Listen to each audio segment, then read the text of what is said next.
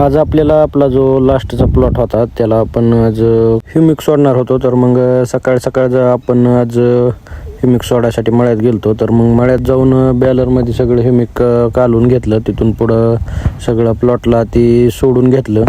सोडून झालं की परत त्याला आपल्याला गुरं पाणी पाजायची होती घरी जाऊन. मग गुरं पाणी पाजून घेतली. की परत आज आपल्याला आपण जे गिनीगोल केलं तर गुरं होती जास्त त्याच्यामुळं तर ती मोडायचं होतं. तर मग आधी ट्रॅक्टरमध्ये डिझेल ओतून घेतलं. मी श्वेतानी दोघांनी नांगूर जोडून घेतला. नांगूर जोडून घेतल्यावर तिथून पुढं मग ती गिनीगोलाचं रान नांगरायसाठी गेलतो. तर 1-1.5-2 वाजेपर्यंत आपलं सगळं रान नांगरायचं झालं.